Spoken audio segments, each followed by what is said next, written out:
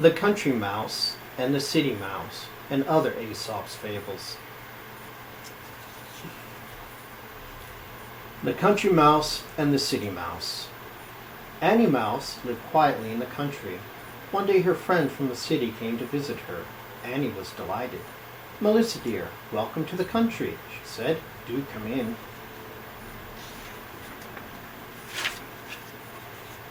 Annie Mouse asked some friends in for lunch, but Melissa did not eat one nibble of the meal. Annie proudly served. "In the city, I dine on spiced cake and wine," said the City Mouse, rather grandly. "In the city, I have a machine that plays music, and I dance on a velvet carpet," said Melissa. "Oh, Annie, won't you leave this dull country life behind and come to the city with me?" "My, it does sound tempting," said Annie. So Annie rode off to the city with her friend. "Honk, honk, beep, beep, toot, toot." "Please drive slowly," begged Annie. "Can't hear a word," screamed Melissa. "Isn't it marvelous fun?" Melissa's home in the city was beautiful, and such fun to explore. Gaily they raced down the hall. Suddenly, woof!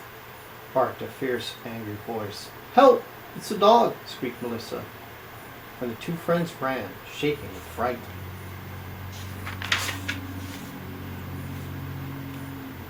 They slammed the dining room door just in time. The poor country mouse almost fainted with fear, but Melissa said, "Oh, he chases me all the time. Come, Annie, climb up on the table beside me. Have you ever seen such food?" "Never," gasped Annie, still shaking with fright. "There were dainty bits of spiced cake and fine cheese and even a drop of wine in the glasses." "Ooh, I am seeing things," squeaked Annie suddenly. "I see a cat."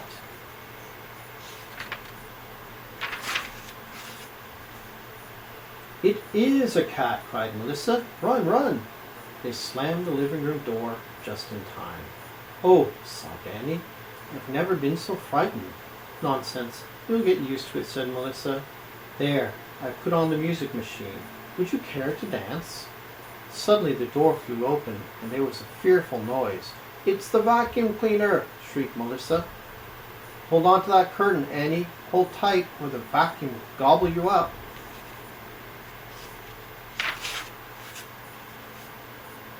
At last the dreadful machine left, and the country mouse began to run. "Annie, where are you going?" called Melissa. "Home, to the country," squeaked Annie. "Goodbye, Melissa. Thank you for the very nice time. Oh, help! Oh, oh, oh!"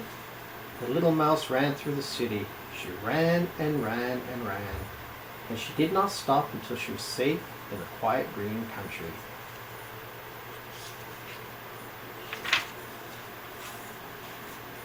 That night she told her gentle friends, "I would rather lead a simple life and dine on riches and live in fear." A Fox and a Crow.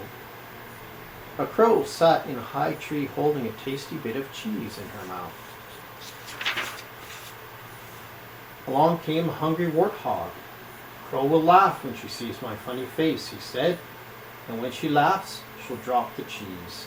He called to the crow, making a funny face. But the crow did not even smile. She was enjoying her little game. Along came a hungry tiger.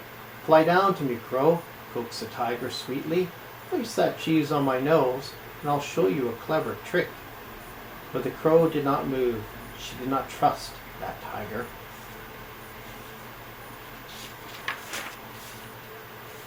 Along came a hungry little elephant.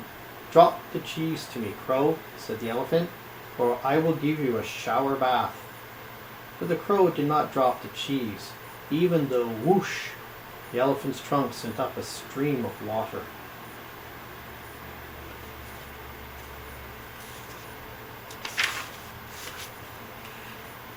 "Drop the cheese to me, you ugly old bird," called the big brown bear, "and you may have this honey from the bee." But the crow did not like honey, and she did not drop the cheese.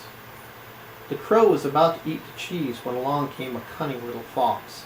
"Oh, beautiful crow," he called, "you are lovely to see. A bird with such charming feathers must sing a pretty tune. Please, Sing for me.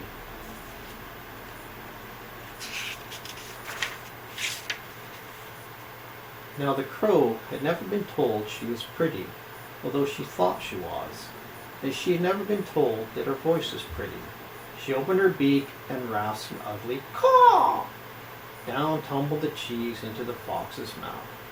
Now, wasn't she a silly bird to let that sweet talk fool her? The dog and his bone. The little dog hurried to the stream with a large juicy bone in his mouth. He wanted to eat the bone all by himself, so he ran across a log that bridged the stream. Then, in the water, he saw a picture of himself, but he thought it was another dog. Ah, now I shall have two nice bones to eat, thought the greedy little dog. He growled and snapped at the other dog's bone. Splash! His bone fell in the water, and so did he. Now he had nothing to eat. Greedy, greedy makes a hungry puppy.